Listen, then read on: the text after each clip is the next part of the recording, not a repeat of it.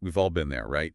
Yeah. Sitting in a lecture, trying to absorb everything, maybe just hoping enough sticks for the exam. Mm-hmm. That passive experience. Exactly. But imagine flipping that.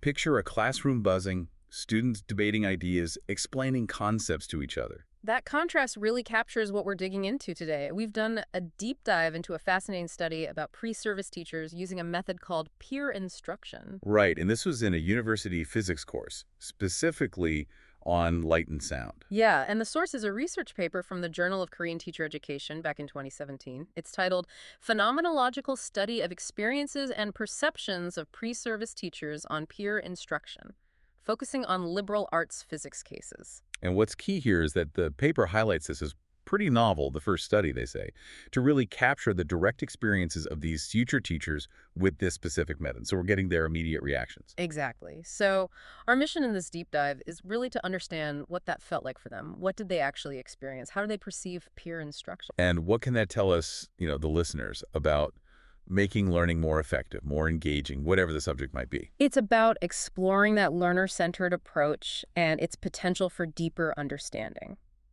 Okay, so before we jump into their experiences, maybe let's quickly outline what this peer instruction actually involves, at least in this study's context. Sure. It starts with some prep work reading before class. Got it. Then the instructor gives a short mini lecture.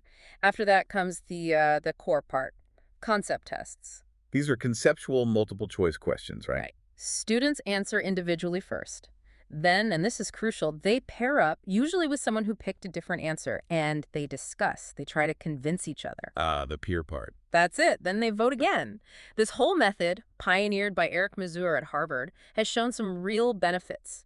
Better grades, critical thinking, problem-solving boosts, deeper understanding, and more participation. Okay, so that's the setup.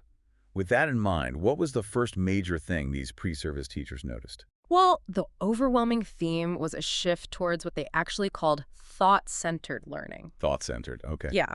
They consistently said peer instruction gave them dedicated time to actually think about the problems, like really grapple with them. Which sounds obvious, maybe, Yeah. but they felt it was unusual. Very much so. That contrasted it sharply with their past experiences, both high school and other university courses, which they often felt were just about delivering content fast, teacher talking at them. Right. Less about processing, more about receiving. I saw a quote from one participant, '06, just appreciating having an opportunity to think. Simple, but powerful. It really is. And participant 03 noted how high school often just focused on who chose the right answer, not the reasoning behind it. Peer instruction flipped that. So how did the peer discussion play into that deeper thinking? That was key.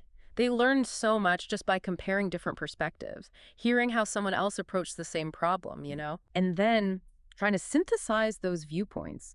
They mentioned this real satisfaction from discussing different ideas and seeing the connections in their own thinking while trying to persuade their partner.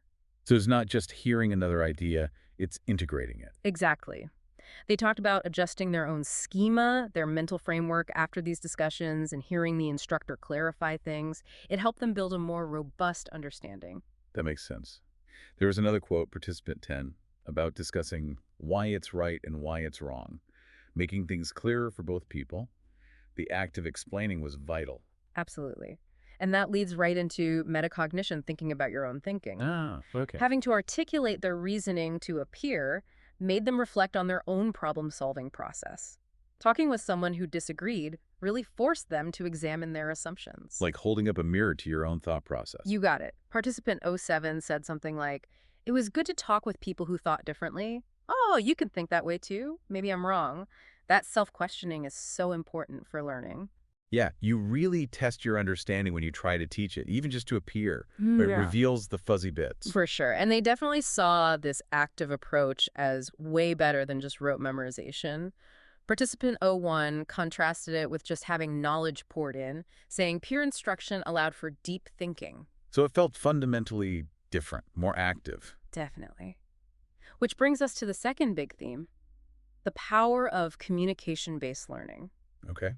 They really saw peer instruction as a kind of two-way education. Not just instructor to student, but students interacting, questioning, responding instructor involved too. but the communication flowed differently. More dynamic than just listening. Way more. They felt it was a genuine dialogue, unlike even some classes called discussion-based, where maybe it wasn't really a full exchange. Right. Participant O2 sounded really positive about that interaction, Yeah. and participant O7 mentioned just having more chances to, share their thoughts. And it wasn't just about talking, it was about the support from peers. They felt they could genuinely help each other fill in knowledge gaps. That's interesting. Why peers specifically? Well, they felt peers were often better explainers for them because they were at a similar level. They used similar language, understood the same sticking points. It felt more accessible sometimes than the expert explanation. Like having someone who just went through the same confusion, explain it. Exactly. And this communication wasn't just receiving help, it was also about giving it. They realized how important it was to articulate their own thoughts. Thinking out loud, the study called it. Ah, okay. That act of explaining solidified their own learning. Precisely. They saw a gap between feeling like they understood and actually being able to explain it clearly. Participant O4 mentioned realizing their understanding wasn't quite there when they tried to put it into their own words for someone else. That's a crucial realization.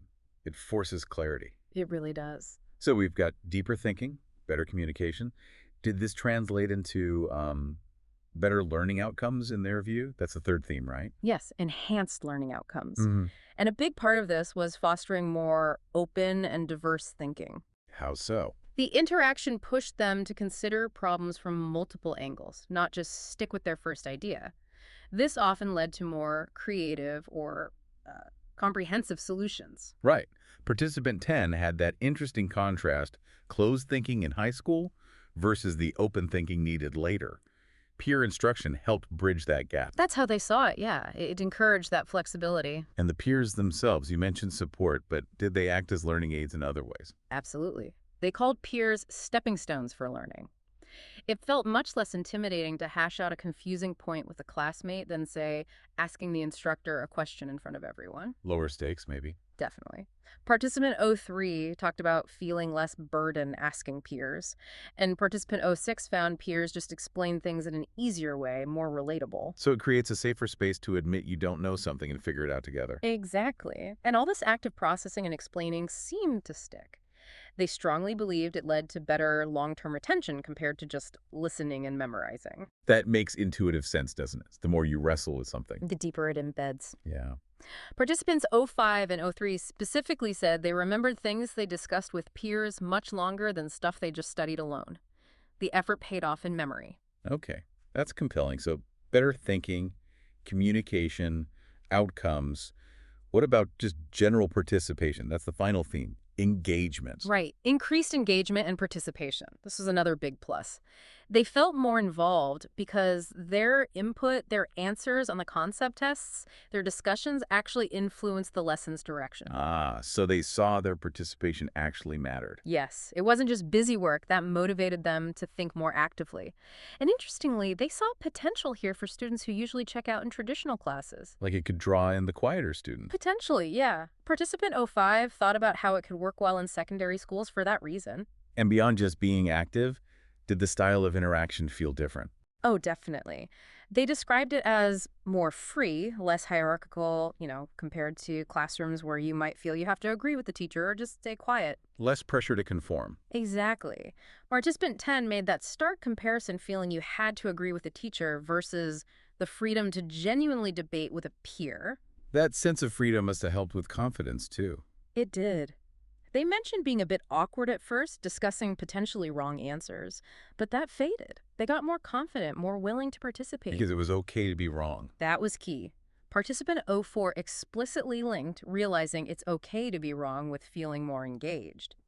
Removing that fear opens the door to participation and ultimately to learning from mistakes. So wrapping this all up, it really sounds like these pre-service teachers found peer instruction to be, well, transformative in many ways. I think that's fair to say. The core experiences revolved around that shift to thought-centered, communication-based learning. They really valued having the time and structure to think deeply and the chance to build understanding collaboratively with peers. And they saw clear benefits.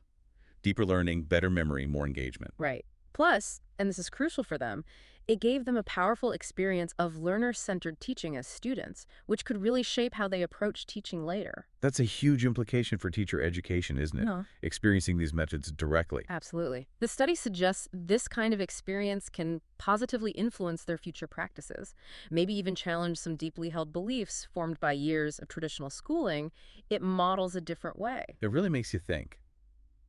Hearing about their experiences, well, it prompts a question for you, the listener. How could you bring more of this active discussion, this peer interaction, into how you learn? Whether it's work, a hobby, or just understanding the world better. Yeah, and maybe thinking bigger. Based on what helped these students learn, what shifts do we need in education more broadly to really build critical thinking and that ability to solve problems together? Mhm. Something to reflect on from your own experiences.